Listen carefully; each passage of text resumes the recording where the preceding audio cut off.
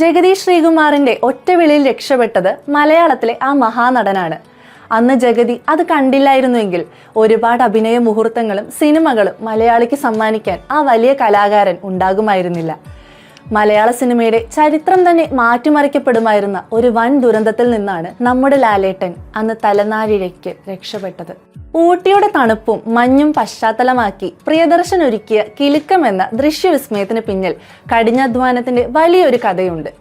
സിനിമയിലെ മനോഹരമായ ഊട്ടിപ്പട്ടണം എന്ന പാട്ട് ഓർമ്മയില്ലേ? ഒരൊറ്റ ഫ്രെയിമിൽ മോഹൻലാൽ, ജഗതി ശ്രീകുമാർ, രേവതി എന്നീ 3 പ്രതിഭകളുടെ കോംബോ തകർപ്പൻ നൃത്തച്ചുവടുകളുമായി ആടിത്തിമിർക്കുന്ന രംഗം.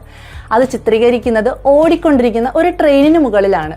ഇന്നത്തെ പോലെ വിഷ്വൽ എഫക്ട്സോ അല്ലെങ്കിൽ വലിയ സുരക്ഷാ സജ്ജീകരണങ്ങളോ ഒന്നുമില്ലാതിരുന്ന കാലം മൂവരും ട്രെയിനിന് മുകളിൽ നിന്ന് പാട്ടിന്റെ താളത്തിനൊപ്പിച്ച് നൃത്തം ചെയ്യുമ്പോൾ ട്രെയിൻ കടന്നുപോകുന്ന പാതയ്ക്ക് തൊട്ടു മുകളിലൂടെ ഒരു ഹൈ ടെൻഷൻ ഇലക്ട്രിക് ലൈൻ താഴ്ന്നു കിടപ്പുണ്ടായിരുന്നു. ക്യാമറ കണ്ണുകളിലൂടെയോ പ്രൊഡക്ഷൻ ടീമിലെ മറ്റുള്ളവർക്കോ ആ വലിയ അപകടം മുൻകൂട്ടി കാണാൻ കഴിഞ്ഞില്ല. എന്നാൽ മോഹൻലാലിന് നേരെ മുഖം തിരിച്ചു നിൽക്കുകയായിരുന്ന ജഗതി പെട്ടെന്നാണ് ആ ലൈൻ കണ്ടത്.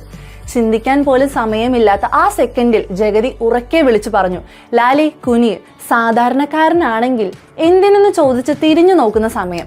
എന്നാൽ ഒരു ചോദ്യവും ചോദിക്കാതെ ലാലേട്ടൻ പെട്ടെന്ന് താഴേക്ക് കിടന്നു. ഒരു കണ്ണ് ചിമ്മി തുറക്കുന്ന വേഗതയിൽ ആ ലൈൻ കടന്നുപോയി.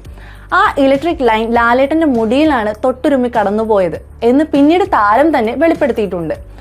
സെറ്റിലുണ്ടായിരുന്നവർക്ക് അപകടം മനസ്സിലായപ്പോൾ ഭയം കൊണ്ട് നെഞ്ചടിച്ച് നിലച്ചുപോയ നിമിഷമായിരുന്നു അത്.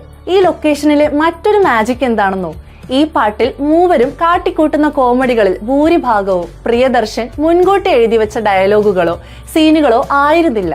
ലാലേട്ടനും ജഗതിയും രേവതിയും തങ്ങൾക്ക് കിട്ടുന്ന സ്പേസിൽ പരസ്പരം മത്സരിച്ച് അപ്പപ്പോൾ ഇംപ്രവൈസ് ചെയ്ത് ഉണ്ടാക്കിയെടുത്തതാണ്. രേവതി തന്റെ മുടി മുറിച്ച് ലാലേട്ടന്റെയും ജഗതിയുടെയും മുന്നിലേക്ക് ഭ്രാന്ത് അഭിനയിച്ചു വരുന്ന രംഗങ്ങളിലൊക്കെ ആ കോംബോയുടെ കെമിസ്ട്രി അതിന്റെ പരമാവധിയിൽ കാണാം. പ്രത്യേകിച്ച് ലാലേട്ടന്റെ ജോജിയും ജഗതിയുടെ നിശ്ചലും തമ്മിലുള്ള ആത്മബന്ധം. ലൊക്കേഷനിൽ ഇവർ ഒരുമിച്ചുള്ള സീനുകൾ എടുക്കുമ്പോൾ ഡയറക്ടർ കട്ട് പറഞ്ഞാലും ചുറ്റുമുള്ള അണിയറ പ്രവർത്തകർ ചിരി നിർത്താൻ പാടുപെടുമായിരുന്നു.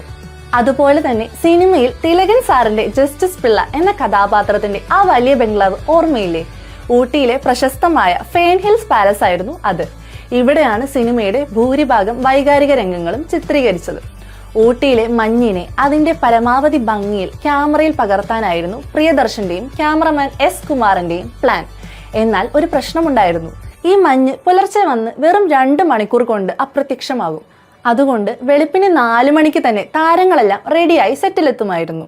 സിനിമയുടെ തുടക്കത്തിൽ ലാലേട്ടനും തിലകൻ സാറും രാവിലെ നടക്കാൻ പോകുന്ന ആ വിജനമായ ലൊക്കേഷന് ഒരു പ്രത്യേക ക്ലാസിക് ലുക്ക് കൊണ്ടുവരാൻ പ്രിയദർശൻ ആഗ്രഹിച്ചു. ഒരു ലാമ്പ് പോസ്റ്റും കുറച്ച് കസേരകളും പിന്നെ റോഡിൽ നിറയെ ഉണങ്ങി വീണ് കിടക്കുന്ന ഇലകളും വേണമായിരുന്നു. എന്നാൽ അവിടെ അങ്ങനെ ഇലകളൊന്നും ഉണ്ടായിരുന്നില്ല. അതിനായി പ്രൊഡക്ഷൻ ടീം ചെയ്തത് എന്താണെന്നോ? ഒരു വലിയ ലോറി നിറയെ ഉണങ്ങിയ ഇലകൾ ശേഖരിച്ചു അതിന് മനോഹരമായ പെയിന്റും അടിച്ച് ലൊക്കേഷനിൽ കൊണ്ടുവന്ന് വിതറുകയായിരുന്നു. നാം സ്ക്രീനിൽ കണ്ടു കൊതിച്ച ആ മനോഹരമായ ശരത്കാല അന്തരീക്ഷം യഥാർത്ഥത്തിൽ ഒരു ലോഡ് പെയിന്റ് അടിച്ച കൃത്രിമ ഇലകൾ കൊണ്ട് ഉണ്ടാക്കിയെടുത്തതായിരുന്നു.